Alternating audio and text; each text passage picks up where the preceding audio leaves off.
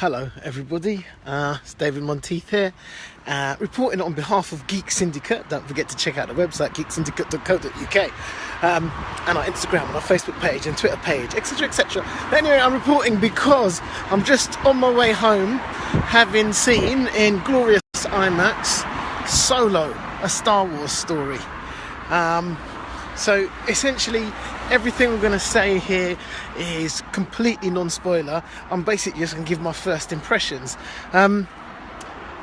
So essentially I came out of watching this movie, and the question I always ask when I come out of a movie, regardless of the niggles, regardless of any continuity problems, regardless of stuff that didn't quite make a lot of sense, I always ask myself, did I enjoy that? And the answer is yes. I'm going to take that further by saying, did I enjoy seeing it in the cinema, and am I glad I went to the cinema to see it? And the answer is yes. It's a throwback. You've got to do a little mental work to work out where it sits in the Star Wars timeline. I mean, it's not that hard, but it's just complicated because there's so many different things coming in now. What's really nice, the acting was decent. It was decent all round, but Donald Glover as Lando Calrissian steals the show as far as I'm concerned. My boy was exceptional, and he got Lando Calrissian down to a T. The poise, the voice, everything. He was awesome. Really nice to see a Millennium Falcon that looked clean and undamaged. The relationship between Han and Chewie was fantastic, and I would go so far as to say I think they did that. Yeah, it is before Rogue One Merlin.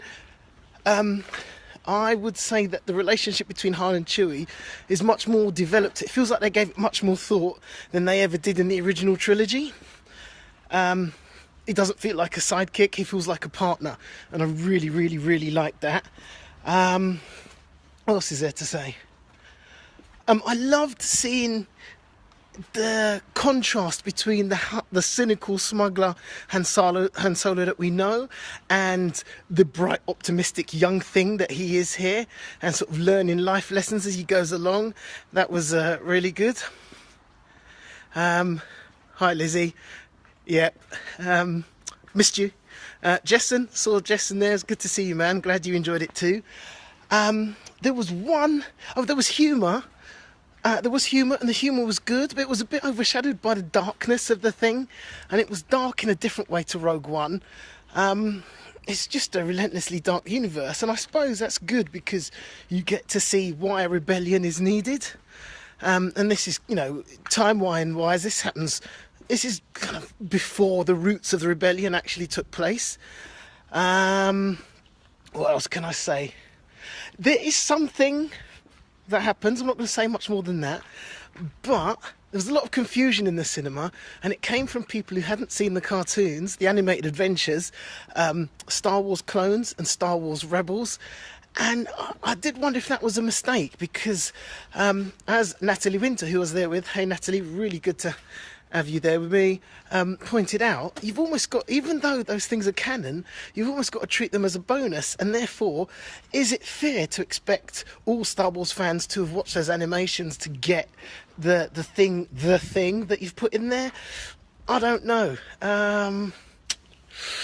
Time will tell on that, but it was a bit of kerfuffle. That would be the source of contention and controversy, I think, in days to come.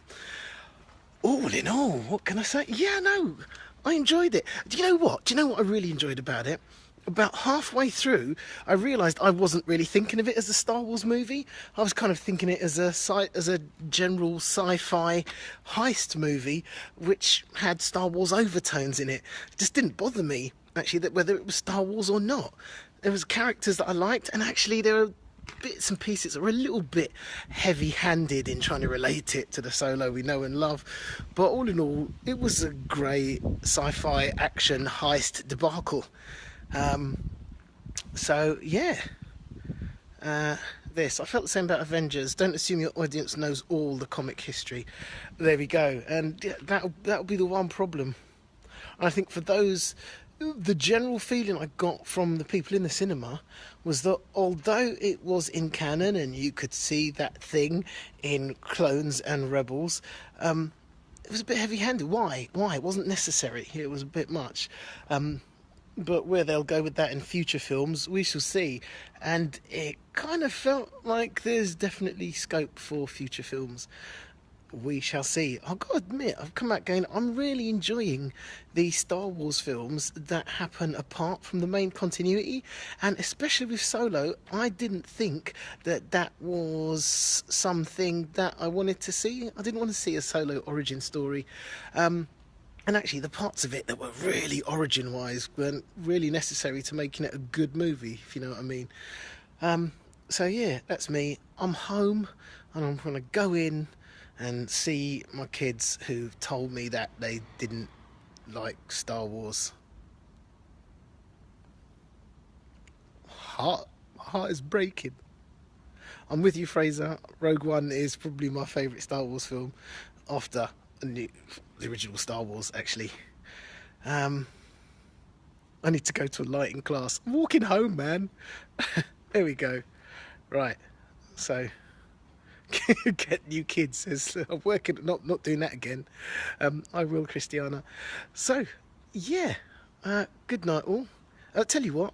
I'll give you a couple of minutes. If anyone's got any questions they want to ask, I will answer them in a non-spoiler fashion. I'm actually standing in the middle of my road at the moment, hoping that cars don't run me over. No questions. Fine. We can look at the sky.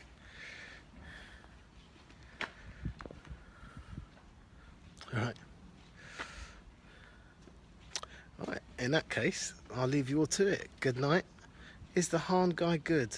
Because Ford has...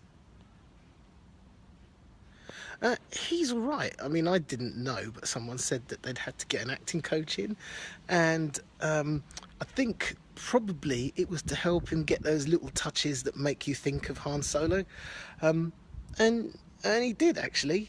Yeah, I thought he was good. I thought he hit the beats that he needed to hit, and keep in mind it's a young Solo, so.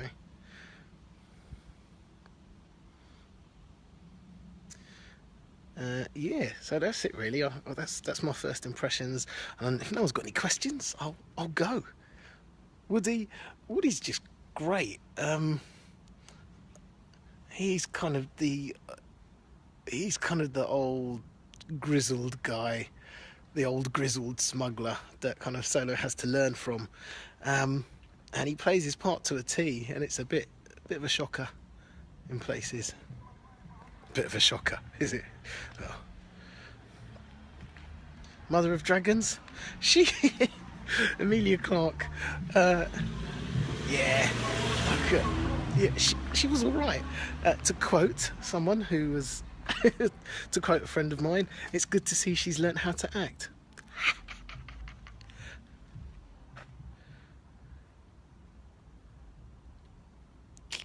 So, yeah, right. Really, that's yeah, really. No, she was cool. And Paul Bettany, he was just Paul Bettany, really, which is kind of awesome. It's really nice to see him being menacing. Let's go with menacing. The total burn. All right, I'm gone. My family awaits. Good night, all. Let me know what you think of this review, and when you see it, let me know if I'm talking rubbish or not. Hashtag Han Solo. Yeah, Paul Betts was great. He is in it. He's not a nice person either. So, good night, all.